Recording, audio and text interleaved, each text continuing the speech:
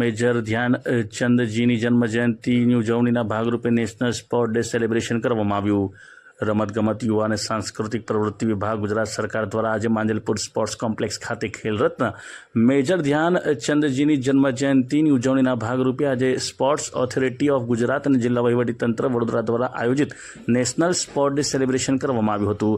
સાથે સાથે શાળા એટલે કે school game federation of India SGFIની સ્પર્ધાનું પણ આયોજન કરવામાં આવ્યું હતું, જેમાં વડોદરા શહેરના મ્યુનિસિપલ કમિશનર અરુણ મહેશ બાબુ, કોટા વિધાનસભાના ધારાસભ્ય ચૈતન્ય દેસાઈ, વડોદરા જિલ્લા રમતગમત અધિકારી દિનેશ કદમ, CEO Rohan Bhanage, joint secretary Gujarat Olympic association અને વાઇસ પ્રેસિડેન્ટ ગુજરાત એથ્લેટિક એસોસિએશનના લક્ષ્મણ કરંજ ગાવરકર ઉપસ્થિત રહ્યા હતા અને ખેલરત્ન મેજર ધ્યાનચંદજીને પુષ્પાંજલિ અર્પણ કરવામાં આવી હતી અને ખેલની શરૂઆત કરવામાં આવી હતી.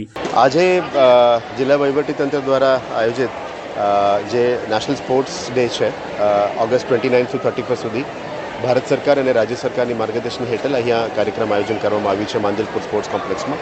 અહીંયા જે Vadodara municipal corporation, Vadodara sports ફાઉન્ડેશનની આ સ્પોર્ટ્સ કોમ્પ્લેક્સ છે, ત્યાં આગળ ડિસ્ટ્રિક્ટ લેવલના એથ્લીટ્સ તમામ અહીંયા ભેગા થયા છે અને જે રીતનું માનનીય વડાપ્રધાનશ્રી અને માનનીય ગુજરાતના રાજ્યના મુખ્યમંત્રીશ્રીની માર્ગદર્શન હેઠળ Khelo India games, fit India campaign અને ઓબેસિટી ફ્રી કેમ્પેનની અંતર્ગત આ કાર્યક્રમ કરવામાં આવી રહ્યા છે.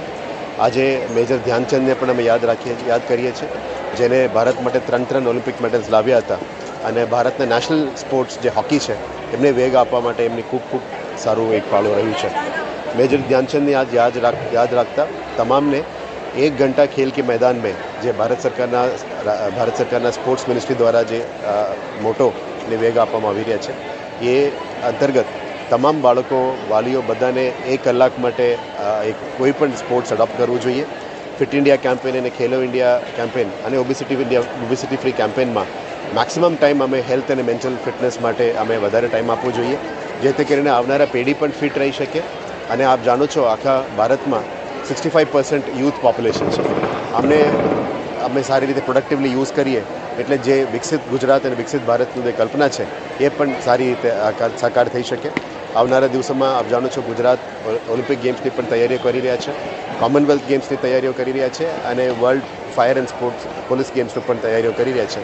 એને વેગ આપતા વડોદરાના પણ એક ફીડર કાર્ડર ઇન્ફ્રાસ્ટ્રક્ચર અમે તૈયાર કરી રહ્યા છે. આવનારા દિવસોમાં સ્પોર્ટ્સ ઇન્ફ્રાસ્ટ્રક્ચરને પણ વેગ આપવામાં આવશે, બાળકોને એક સારું પ્લેટફોર્મ આપવામાં આવશે, જેથી કરીને જે ટેલેન્ટ હન્ટિંગ અને માઇક્રો સ્કાઉટિંગ જે થાય એ બાળકો આવનારા દિવસોમાં કોમનવેલ્થ ગેમ્સ હોય યા ઓલિમ્પિક્સ હોય યા પેરાલિમ્પિક્સ ગેમ્સ હોય, ગમે તે મોટા ગેમ્સ હોય એમાં ભાગ લઈ શકે અને વડોદરાનું ફાળો ગુજરાતની સ્પોર્ટ્સમાં એક આવનારા દિવસોમાં ખૂબ મોટું સફળતાપૂર્વક કામગીરી રહેશે એવું અમે મંથન કરીએ છીએ.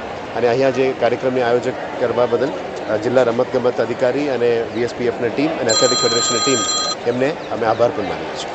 આજે નેશનલ સ્પોર્ટ્સ ડેનું સેલિબ્રેશન માંજલપુર સ્પોર્ટ્સ કોમ્પ્લેક્સ ખાતે કરવામાં આવેલ છે, જેમાં એથ્લેટિક્સની સ્પર્ધા છે, જેમાં 1000 જેટલા ખેલાડીઓ ભાગ લઈ રહ્યા છે. આ કાર્યક્રમના ઉદ્ઘાટન સમારંભમાં માનનીય મ્યુનિસિપલ કમિશનર શ્રી અને માન્ય ધારાસભ્ય શ્રી ચૈતન્યભાઈ દેસાઈ અને તમામ જિલ્લાના અધિકારીઓ, કોર્પોરેશનના અધિકારીઓ, કોચીશ્રીઓ હાજર રહી ખેલાડીઓનું પ્રોત્સાહન વધારવામાં આવેલ હતું.